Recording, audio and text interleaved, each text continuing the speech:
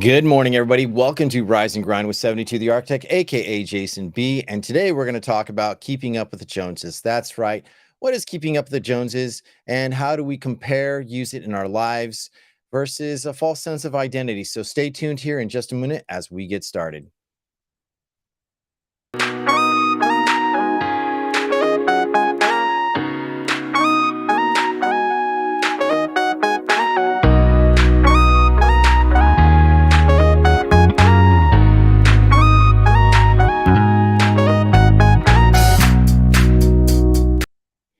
All right, everybody, welcome back to Rise and Grind. And it's so great to be here. I just want to say it's a beautiful morning. What is it, Tuesday? And what are we here to really talk about? Well, yesterday I was talking to a few friends and have an open discussion on about keeping up with the appearances in life and looking at our vanity as well as understanding what we're involved with. Sometimes we're involved with a false sense of identity, or we're trying to better ourselves and we don't want to really look bad. But there's this phrase called keeping up with the Joneses that I've heard for so very long, and I didn't know the origins. So let's start off with that. Where did keeping up with the Joneses? Now, according to Wikipedia, let me share this on my screen real quick. Let's see. There we go. Share. Keeping Up with the Joneses came up in 1913 from an author, a comic author named Arthur P. R. Pop Momont in 1913. The strip went up till like 1940 in the New York World and various other newspapers. And the strip depicted on social climbing McGinnis, a family who struggled to keep up with their neighbors, the Joneses of the title. The Joneses were unseen characters throughout the strip and run often to be spoken but never shown. The idiom keeping up with the Joneses has remained a popular long after the strip has ended. And it's really interesting to really read the story about this. So if you're really curious, go check out Keeping Up with the Joneses, keyword search, and look it up on Wikipedia, and you'll be able to find exactly what I'm talking about. Now, it's interesting that why are we talking about this? Why are optics so important? Why is self-respect so important? And the more that I looked up at the history of this article, I actually thought about what am I presenting and what am I keeping up with? Am I good with myself, or I'm just not there? There is this sense that with the different types of medias that we attend to, whether it be the news, the television, being on social audio, or even our Instagram, our Facebook feeds, there's always a sense of the haves and have-nots, and how do we feel about it? And really, the training ground for you as an individual came from your parents. For example, me, when I was growing up, it necessarily didn't always feel good. It didn't always feel good to be poor. Maybe sometimes my shoes had holes in them, or my pants weren't the newest on the first day of school. But it goes more deeper than that. And the thing is when you're growing up as a kid, having that close relationship with your parent is very, very important. And hold on, I got to type a message. I'm on now. Okay, there we go. So, anyways, getting back to it, understanding where this feeling came from, going without seeing others have. It can go into things like how you were raised, like with, like holidays, like say like the idea of Santa Claus, or when certain holidays and people had nicer things than you. But did your parents teach you what you have is good enough? And it's hard to navigate through those stages in life, but how do we deliberate it, and how do we deal with it as we become adults? We work so hard. We go after sometimes ideas, professions, businesses. We work for somebody. And then they add all the other complications in life. But the way that things look may not be what they seem and so great. When you have wealth, there was that casual saying, the more you make, the more they take. Or the more that people envy and want to deal, like, can I truly trust you? Can I actually be right with you? And are you only here for a leg up? That's very interesting to me, because as I was growing up and having to find and sort out, still to this day, my own identity, being secure with myself, What really matters? I've heard the phrases of don't pay attention so much to the shiny things because they do break. That's right. I can remember plenty of times that I bought things that they looked on the outside to be great, and I thought they would add to my appearance, whether it be um, uh, an iPad or an iPod or something like that to show that I looked cool and that I was respectable. But that was just the object. It didn't make me anything more than I just had something that maybe somebody wanted or used. I didn't really look at the tool or the tool of use versus does this really bring more value to my presence? So, how do we really stop this momentum and this false sense of identity? And it is a momentum. It comes from the discussions and the personal values, being at peace with yourself, understanding your wants, limiting your wants, working with what you have, but there's no reason why you can't strive to have better. Many of those things, to put them in check, come from daily reminders. That's right, daily reminders, disciplines that make your value go up. And when you don't have to compete or believe that you're not good enough, it comes from resilience. It comes from a position where you actually stand still and stay quiet. Because sometimes the people, the Joneses metaphorically, have much more stress than you can possibly imagine. Imagine you run a millions and dollar company. Can you imagine running a payroll every day? Can you imagine when the public is not buying your product? Are you still just as valuable? But yet we see it constantly in our media that the rich should have to compensate for the poor because of impoverishment. Now, there are instances where, yeah, maybe the spread the wealth might help, or let's not make so many monopolies. But that doesn't take away from your personal value. And when we look at our personal value, where is our mind in the present? You ever catch somebody who someone's talking about an opportunity that they was so great and they felt good exactly about that. They were like, wow, hey, I came across, I won, I got my brand new car. And then someone comes up right behind him and says, oh, yeah, I was going to get a car too. Comparative talks, immaturity happens to come in subtleties and little ways. But see, we don't have to get lost in what we have, and we don't have to get lost in what we want. We can actually appreciate our presence. I can talk to a man on the street just as the same as the man in a boardroom. I can talk a woman in the street just the same as I can a woman who's in charge of a company. It really doesn't matter, but it took a lot of personal work. It took, when do I talk? Sometimes silence is the key. Sometimes saying less is actually more of an asset to you. But see, that's where we've got to learn from experience. We learn from mentors. It's not saying that you're not good enough. It's just saying that, you know what? There's opportunities to develop within ourselves. But you know what? I've learned from the most humblest people in the world. I truly have. I've learned from my future in-laws where they came to this country with little to nothing. They raised a couple of kids here. They kept the grounding of their family, food on the table, celebrating, smiling, looking at each other, embracing each other, encouraging each other to take the next step in their life journey, but never, ever leaving their tree or their roots. That's one of the most important things that we can really embrace here in the United States. It's one of the most important things that we can do to better ourselves, no matter where you've come from or what you do. It can all be just as important. Now, some people might want to talk like they're all that. And here's a couple warning signs where I manage my mindset. Whenever someone's constantly bragging about something really nice and they talk about the price of something, that is the first warning flag that there is some sort of insecurity. Now, I don't like to mention price on anything, whether it be nice watches, cars. I really don't like to personally because I'm actually mindful of the people I hold conversation and time with. I think about that every conversation is a communal table. Everyone has their turn.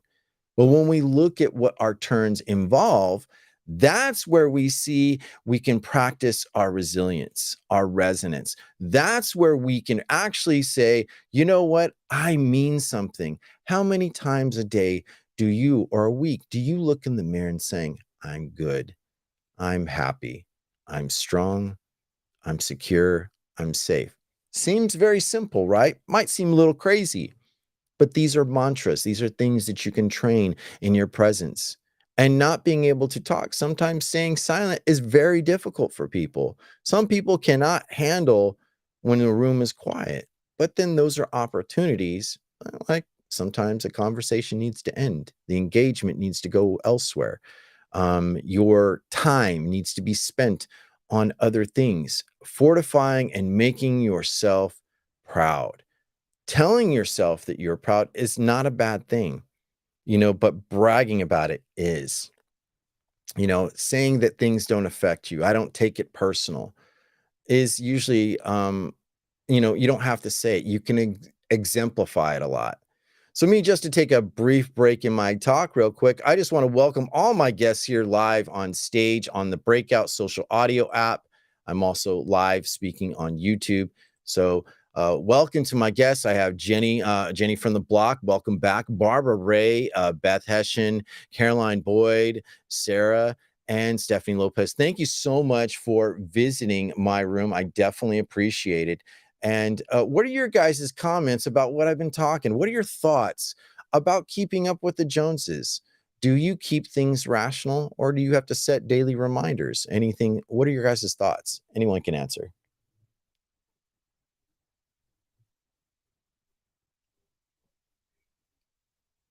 I would say it's a good question. And we definitely have to think about this one. Um, I don't know. I mean, Well, how about I rephrase the question just a little bit?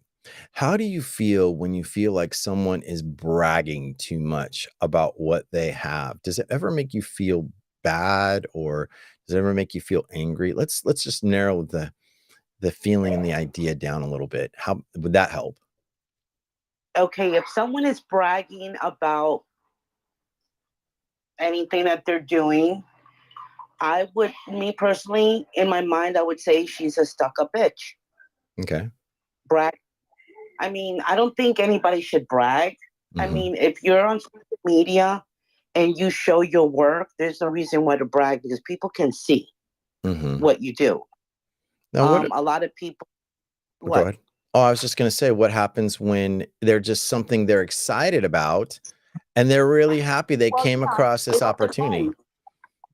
Well, yeah, I mean, it all depends. Like, when you're bragging, you're always, oh, me, me, me, me. But if it's something you're excited about, your tone is a little bit different, you know, and you're Mhm. excited of something that you probably just got into, a business deal or whatever it may be.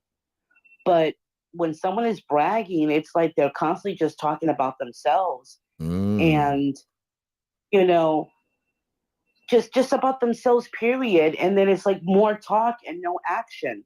And I don't like that, you know? Interesting, okay. Anyone else care to answer the same question? Hey Jay, yeah, I was going to flip the coin here a little bit because, like, I get overly excited for people, and sometimes people don't want to brag. But I'm Mm. like, hell yeah, go in the office, ring that bell. You just sold a property. Go Mhm. let everybody know. Let people brag on you for a minute. And there's people that don't want that. So we have to watch our boundaries on both sides, I think. Mm. So celebrating could be an issue then, right? Well, I think it's a little bit different what Beth is saying because, in Beth's office, people see each other, so they know, they're actually there and they see their reactions to know. But here in this app, it's really hard. It's Mhm. just all talk. So you don't know who's telling the truth or not. Some of them you can pick on up on them if you really listen to them. But Mm. yeah. That's interesting. So would you say that listening is probably your best asset in any of those conversations? Are you listening for effect, or just listening and what are they doing? I mean, when someone had, let's say, let's use a real life example. Sarah, when she told, the friends, "Hey, I got a job." I was excited for her. I was like, "Rock on. You got a job. Congratulations." And that means something. That means kind of like an attaboy, like, "Hey, good job, you got a pat on the back." Now, that doesn't mean that she's better than anyone else. It just means that I'm happy for her. I knew and I understood the story, the struggle to even just get employment. And that's where a lot of people are. But some people feel that even just the basic, I got a position is not good enough. What if you're not a lawyer? What if you're not a doctor? What if you're not a professional? You're working for a company and you're making ends meet. You have a roof over your head or you have family to be around. There's nothing wrong with that. It doesn't mean that you want to be stuck in a humble place or mediocrity. It just means that you're ranging things. And when you actually, what I find interesting is when you get excited for people and their opportunities, because you know what? It adds like a field of good, happy energy. But be mindful not to let it get out of hand because some people who are struggling, who have not gotten a break, not gotten the opportunity. Maybe they need to work on themselves much more, their attitude about how they deliver their language or how they act towards someone could drastically improve their situation. So when somebody celebrates, it's it can be their own interpretation and their own jealousy that ruins their situation. And we have to be careful of that because it's not that we shouldn't celebrate. I mean, when I get a win, like I was so excited this last Saturday, my daughter had a dance recital. And I was so afraid because my daughter is autistic. I was so afraid that my daughter was going to freeze on stage. This is her first time. My daughter said to me, "Daddy, I'm a star. I'm a star." And why did she say that? Because me and her mom constantly not just reassure her, but we have confidence and we trust her. And that's what just that small example of when someone accomplishes something. I trust you in your best judgment. I trust you in what you're doing. Congratulations. Doesn't mean you won the prize and I should benefit off of it, but it means that, you know what, for what this is and what we deal with is important. It is important to celebrate even the smallest wins because consistency of small wins makes bigger wins, much more enriched. And to me, the small wins are just the same as the big wins.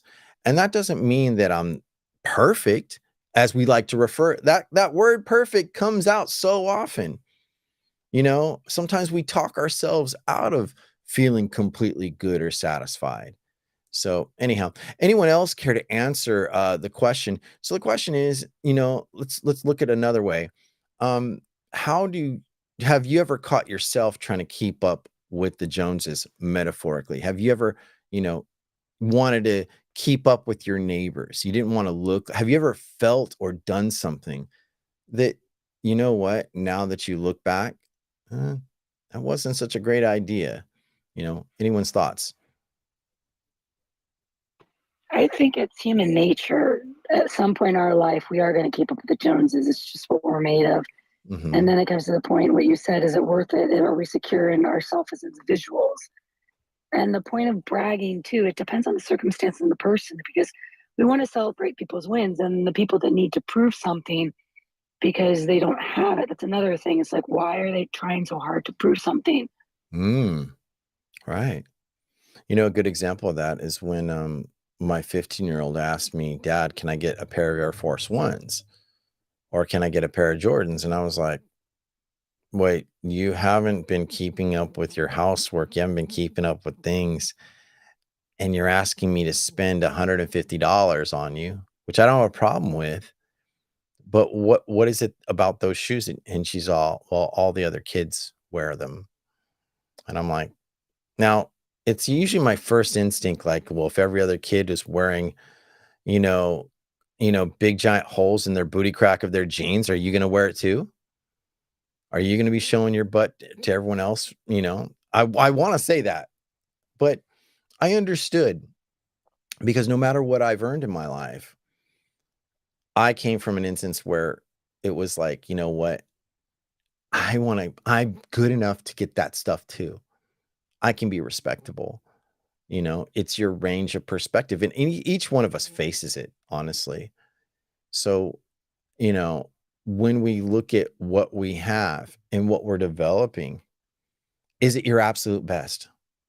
That's really comes down to, is your best good enough for you? Here's that's a new question. Is your best good enough for you, or do you downplay it? Play it. Anyone can answer this.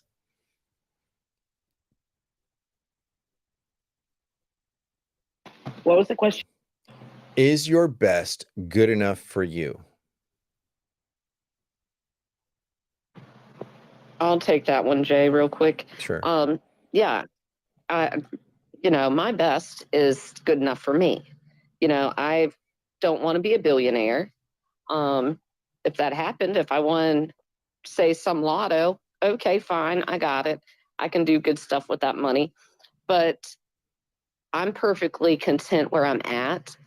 I just like seeing other people, move on. And with Sarah, like you were saying, I was so excited. Jenny and I, that was the first thing we asked her this morning. How did your first day of work go? Because we were excited, a genuine excitement for someone else to see them being able to move forward in life. But not everyone's like that. Right. Not everyone is like, okay, you bought, you were able to finally go buy a new Nissan.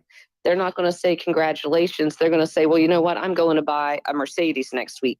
There's just ways people act that can make other people feel really bad. So I just try to stay excited for folks. Yeah, that's a really good answer. It really is.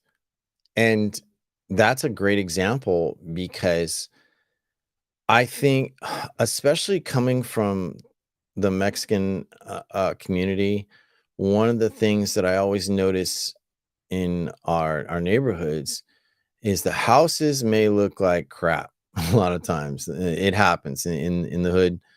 The house may look like crap, but the cars out front, they're not just no basic cars. They are Beamers. They are big trucks. They are big things. And when those moving things, those vehicles, become more representation of, wanting to keep up, what does it say? It doesn't mean you can't take pride in what you have, but it's like people will go to great lengths, and that means debt. And once you have a debt, by any means, whether big or small, there is an emotional attachment to that. And Keeping Up with the Joneses also talks about that narrative, that believing, if I show this status, this thing, I am responsible, I am worthy of praise and honor and respect. But self-respect says a lot about ourselves. So the shiny things don't always make the difference. They bring attention.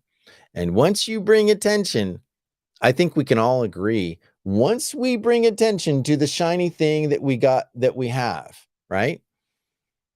What follows next? People look at your home. How is your home? Oh man, you're in that neighborhood. Well, what neighborhood?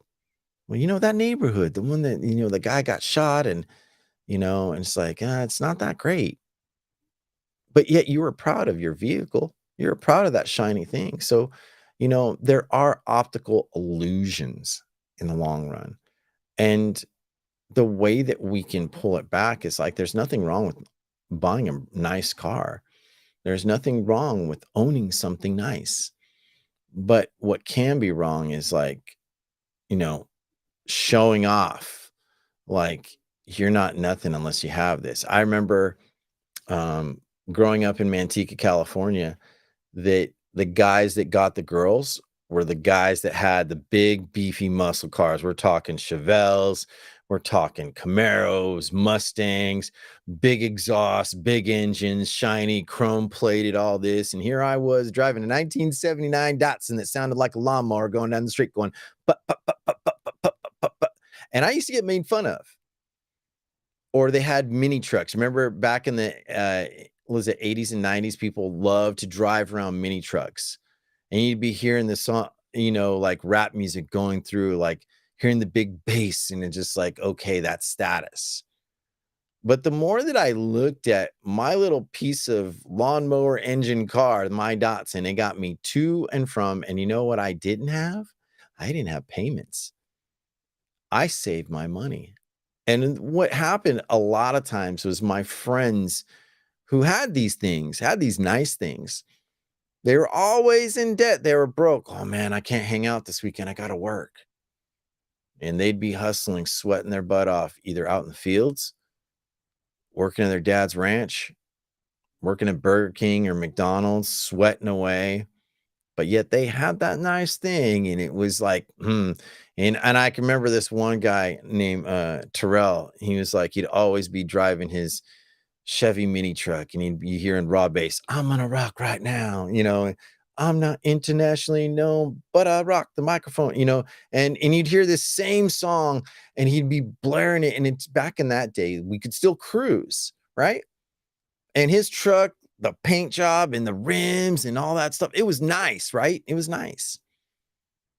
But little did many people know or understood that that guy had to work 3 jobs, you know, on the books and off the books to pay for that thing, to look as good. But he never had time for anything. Didn't have time for a girlfriend. Didn't have time for to hang out with real friends other than late at night. And then he would get in trouble. And then one day I remember, and this was really bad. One night, me and my friends are out on a cruise, and I'm sitting in my friend Fabian's El Camino, and here comes, you know, my friend coming across and blaring his music, not paying attention, and bam, got broadsided because someone else wasn't paying attention. They're driving and wrecked that whole truck, and that wrecked his whole life. And the thing I found out about my friend is he did not have good insurance on his truck. So in the next few weeks, the guy was walking, taking the bus, you know, and we were just like, and that's what the example. So, you know, you got to be careful, you know, so what you shine, because, you know, what may be here now can be gone tomorrow.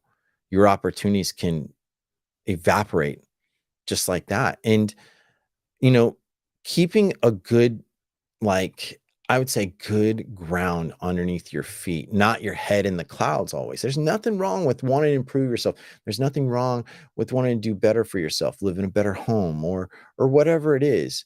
But it's like, how do we not let it get to our heads? And that comes from daily disciplines, evaluation, reflections, reading, writing, delaying our tongues from responding. So much of this world is right now built on impulse response. Would you guys agree with that? Do you feel like the frequency of the world is just too radioactive in what we say that creates a toxic environment? Would you guys agree with that?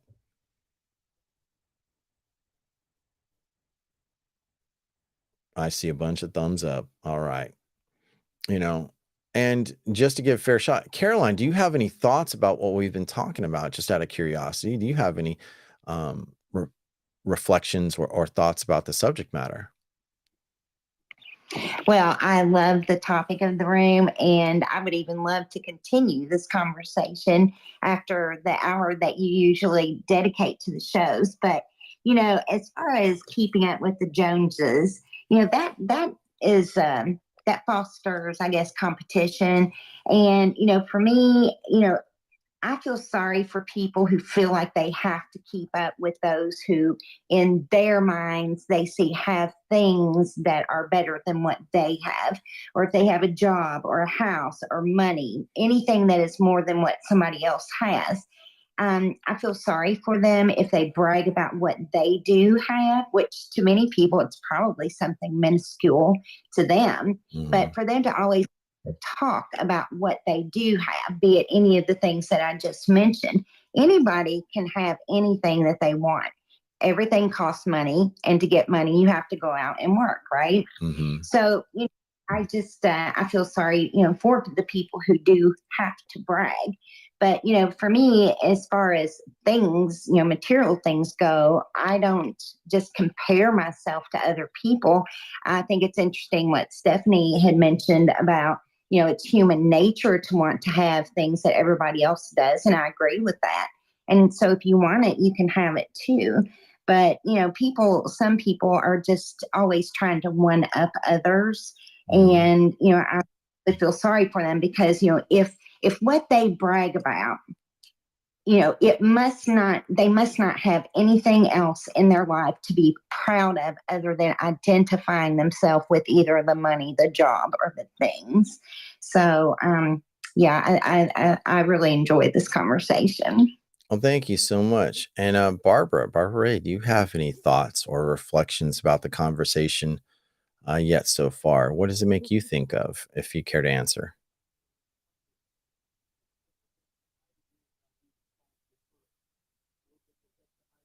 Okay, she may not be able to answer. Maybe she's in a place, but that's okay. And I like what you said, Caroline, because things don't make, and it really, and all of your comments, things don't make the person make the things work, no matter what they are. And I think there's a lot of things that teach us to not get ahead of ourselves, because like I was saying, once you start bragging, once you start showing off the things, then there is a sense of envy and jealousy, and people will keep track, and they will nowadays with all their devices tear you down. They will. They were like, well, I thought you're all that. And we'd have to even touch on cancel culture. We'd have to touch on, are you are who you say you are? What is the relevance? There's been a syndrome called the imposter syndrome in recent years that has been heavily talked about. And what I think about when I hear the imposter syndrome, I'm like, damn, I have gone through that. I've dealt with it. I propagated myself. So, and it's just like, at what cost? You know, that's the thing. Now, what is imposter syndrome? Now, imposter syndrome is also known as imposter phenomenon, imposterism, a psychological occurrence in which people doubt their skills, their talents, and accomplishments and have a persistent internalized fear of being exposed as frauds. We've had those discussions many times. Well, who do they think they are? They're better than me. Even this morning, we were talking about one particular individual, which I won't mention his name, but he created a room about mental health, for example. Was he wrong to do so? Maybe he was. Maybe he's not. Maybe they're ill qualified. It doesn't mean that they have to be experts to talk about it, because it also points out the same for me. What makes me so smart to talk about this issue? What makes me so qualified? I'm no better than they are, except I'm not selling programs, But the thing is like, what do we lead with? How do we lead our personas and our character? Um, I'm not always mature. I'm not always immature. But one thing in my own mental health development, it's come with a couple of things. It's come with, what? Telling myself the mantras, taking patience, working at my craft, getting better at what I do, being grateful, share, and it goes back to that phrase that I share with a lot of people. My quote, nobody is self-made. Everybody has self-interest, but we're all community built. You have had help, assistance, or given a chance by someone, something, always in our life. There is not one thing you own that didn't come from as a result of a contribution from somebody else or work with you. Doesn't mean that you have to give everything and just like, okay, I can't keep something for myself. And that's why it makes me laugh so much, like especially during election time.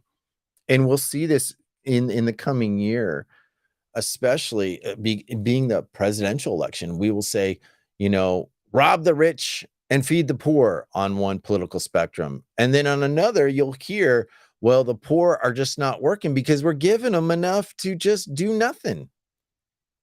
But it's like both personas have costs. They have a level of, illusions, false sense of identities, just like the imposter syndrome. What is really the truth and what really matters? When you turn on the news, when you get up in the morning, do you turn on the news the first thing? Do you look at your phone and seeing what's active? Do you see what kind of controversy is going to deter your mind? Or are you going to give yourself a chance to breathe? Are you going to give yourself some sense of worth? Thank you, God, for letting me wake up. My foot hit the ground, so the devil's shaking right now. Because once you're up and moving, no matter whether you're groggy or not, you are important. You are special for you. Doesn't mean for everybody else. Well, I'm special. I'm special to certain groups of people. I'm special to my family, to my girl, to my kids in some way. But it doesn't mean I let it get out of hand. So that's pretty much what I've got for today. Now, this is the part where I don't really have any follow-up questions, but what are your guys' overall thoughts before I bring the show to a close?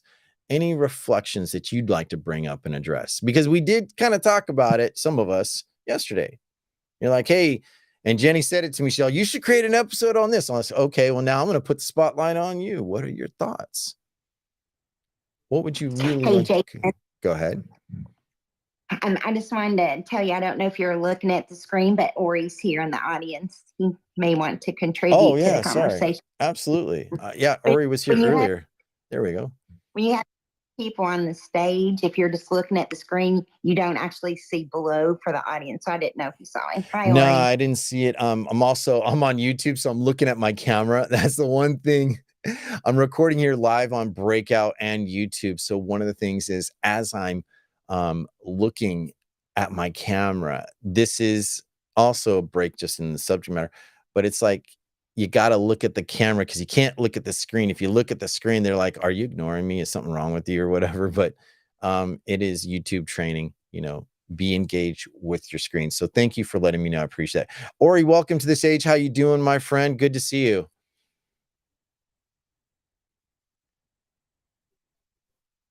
If you're available to talk. I'm not sure if you are.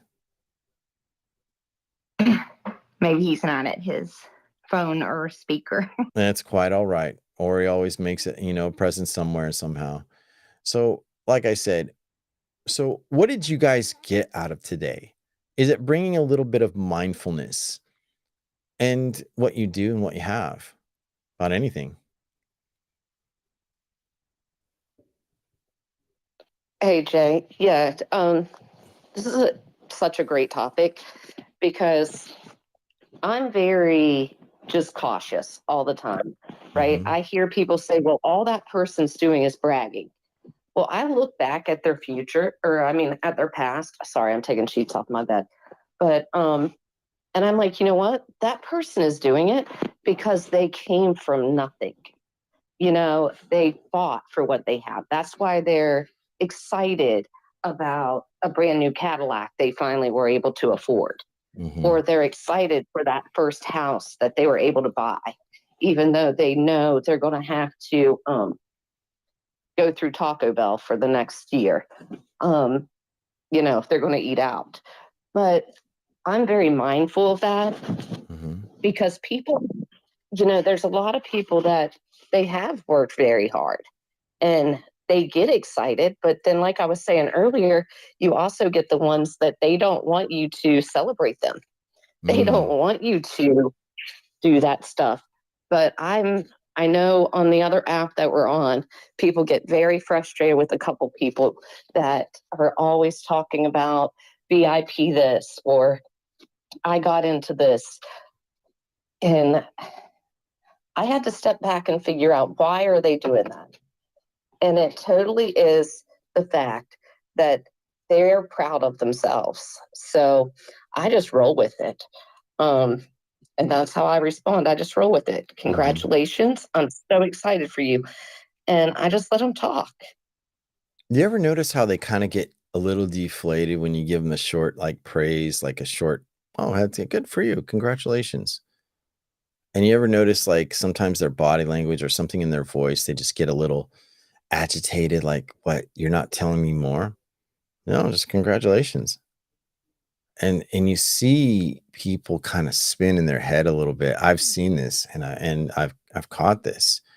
And when they're imposters, why do we need to keep track of imposters? Um, Many of us talk about, on different rooms and applications about the truth about somebody's identity and what it brings, because nowadays it doesn't take much to find out who you are, what you do, and also fraud. People have stolen money from each other, um, promised services, and by over promoting ourselves, says a lot, because it's like, well, what if you can't produce what you said? That comes with consequences. We don't like people using each other.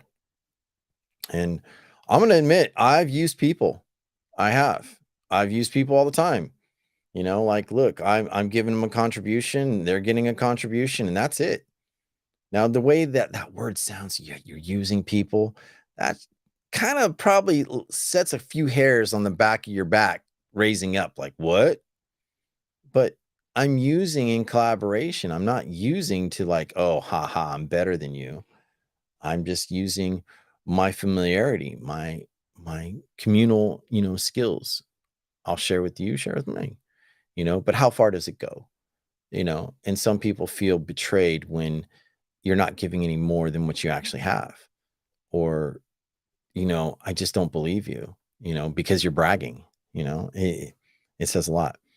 So anything else, anyone else wanted to add anything before I close out? Well, Jason, you mentioned imposter syndrome. Mm-hmm. And the with these apps, there are so many imposters that are on here, right? Mm-hmm. And so you read somebody's bio and you hear what they tell you and you believe them, right? Because why would somebody just lie about who they are or what they do or what they have? But they do it because they just have this false sense of security, evidently, and they think that if they tell the lies that more people will want to be around them or be with them or whatever. I don't really know why they do it. But it's funny because when you're around them all the time and you see them and you hear the stories that they tell about themselves, about what they did and da da da da da, well, you're going to eventually see who they really are, right? Mm-hmm. So, imposter syndrome, we're exposed to so many. And, you had mentioned too that people keeping up with the Joneses. Well, the Joneses might not really be as well off as they try exactly. Yeah. think that they It are, might not right? be so glorious, right? Exactly. And just even like on Facebook, I see people that I know quite well and they post all these pictures and they have these elaborate vacations and they throw these elegant parties. And you're like, wow, they're really living the life. Gosh, I wish I could be more like them. But they only post what they want you to see. Mm-hmm. And just because those fabulous vacations or whatever, that doesn't mean that's truly who they are, what they do all the time. And you just, it's really interesting. And actually, if you think about it, it's quite entertaining, isn't it? Yeah. I you know what? I've made a fool out of myself bullshitting people at times. And I've also hurt people. I'm going to be totally transparent. I've hurt people I've loved, doing exactly that, being the imposter and trying to find all the reasons why I did it and when I did it and what did it do to me and my reputation. And one of the things I would have to say out of my own personal reflection is it came out of fear. It came out of doubt. It came out of I had nothing, and I didn't like feeling without. And like I said, I bought things at times where the money didn't really the money didn't stay in my pocket, but they went into things. And then when people are going off, let's say vacations, traveling to places, doing things, having experiences. Here's a truth about in the United States, more people cannot actually go on a real vacation because the expenditure or the cost of it outweighs, their actual holdings. They buy into theme parks, like say like Disneyland or going to Knott's Berry Farm or Six Flags, and they make it a whole and they blow so much money just trying to be entertained for a few hours, the themed hours, instead of what about traveling, camping, seeing architectural sites, going to zoos, living experiences, and then when you look at their homes, it's like, one of the things that I learned from one of my mentors, he says, wealthy people, true wealthy people, take care of their gardens and their homes are beautiful. And it's true. I've met rich people, and there's a difference between rich and wealthy. And the wealthy people were, their gardens were manicured, and it's like at certain times of the spring or summer or whatever, it would be like, wow. And then you walk in their house and you see meticulous pieces that were built, put there, bought from traveling that they can't buy at Amazon or they can't buy at certain stores. So they have certain quality things. Enjoying your personal quality in your home is the most beautiful thing. And when they share a table, this is another thing I noticed about wealthy people. The dining room table is really suited to have people sat there. I went to a dinner one time and I was invited by friends, and this person that I know, one of my mentors, a simple dad, owned a few liquor stores and wine bars and things like that. He didn't have to brag, but you know what? His wealth was displayed on his table. It was the food, it was the smile, it was the laughter, it was a beautiful table. And I was like blown away. And when I talked to him about it, and he's like, that's where real wealth is for yourself. I'm not worried about everybody else, but my family at my table is the most beautiful thing I can have. And you sitting here at my table, it means you're an extension of my family. And that to me was a beautiful thing. And that it didn't make me feel ashamed. It made me feel good. And I was like, well, you know what? That's what I want to build. That's a healthy sense. I wouldn't say envy, but an optic. And it showed me that I was like, I'm worthy of making the same thing. Now, how I'm going to do it, well, that'll reveal itself. But what I'm going to reveal in time, working with people that can help you along the way, and for those who know me, they know me by, I will cheer you on. I'll talk to you real, sure, but I'll also talk to you like, you know what? You can do it. I don't tell people you can't do it until you just flat out showing me you're lazy as hell and yeah, you can't do it. But it is something important to realize that what you have is worth building on, and the rich, just to talk about them, they just want to buy the fancy shiny thing. Like their house is plain, all white walls, very little art. Credit cards are probably maxed out. They always talk about, to be wealthy is to be in debt. These are the kind of people that talk like that. Wealthy people don't talk like that. They're like talking about investments that, that are interesting, developmental ideas, creativity. But the rich will brag like, oh yeah, I just got a brand new Bugatti. Or hey, my Mercedes was the weekend in Paris, was so dope. And it's like, dude, just shut up. Seriously, shut up. I don't want to hear it, you know? Exactly. And something else, Jason, too, people that are truly wealthy, Mhm. you're really not going to know it. You know what I'm saying? Mhm. It's like it's old money. The truly wealthy, is usually old money. It's not new money. The people that, their family has come into new money, they're the ones that are going to buy all those sparkly and shiny things and want to show it off. And I mean, there's really probably nothing wrong with that because they never had the money to spend on things that they don't need or that are quite elaborate. I get it.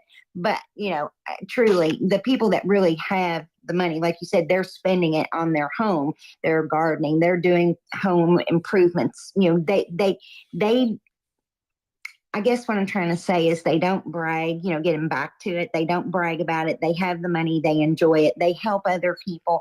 And, you just really wouldn't know it. I know that I went to school with one of the, with a boy that was, one of the wealthy families in the town where I lived.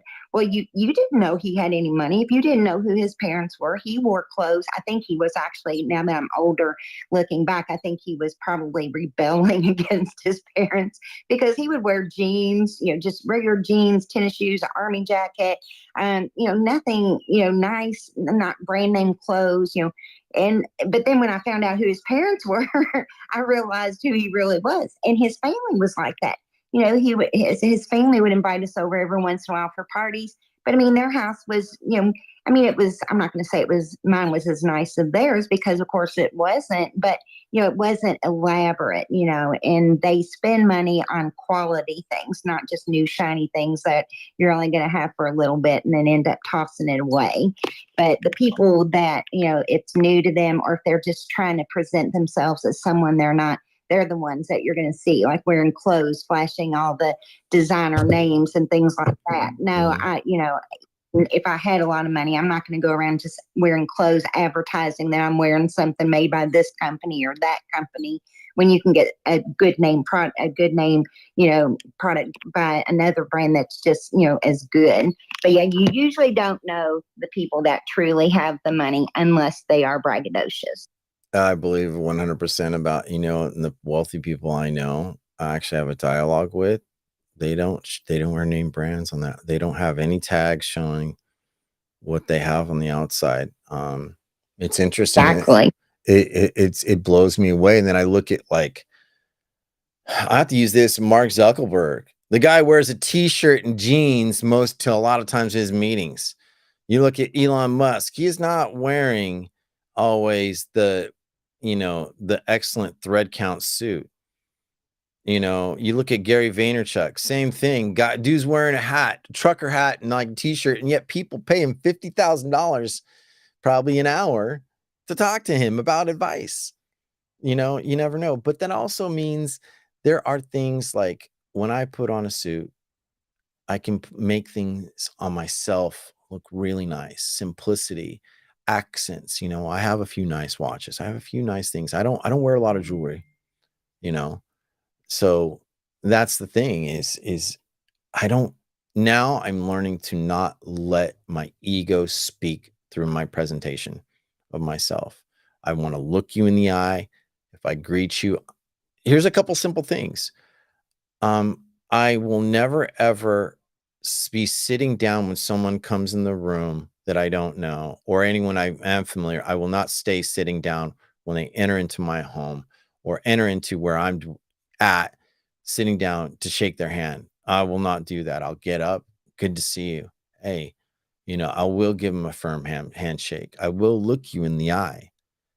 And that shows my integrity and my character and my strength, because I've earned that for myself and I'm going to give that to you. I'm going to share it with you. So, but yeah, I try not to, I don't want to, even on YouTube, like I'm wearing a sweatshirt that says California, it says In Shape. This is the gym I go to work out at.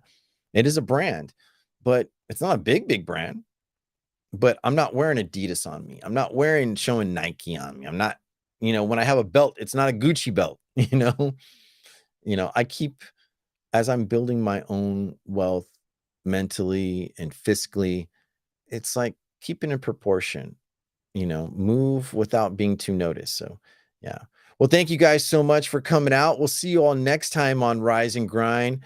I'm sure I'll see you guys out there. Thank you so much for attending. We'll see you next time. Have a great one. Share the show. It is recorded live on YouTube and Breakout. So if you're on Breakout, share with a friend because it will be available in just a short little while if I finish recording. Y'all take care. We'll see you next time. All right. Bye.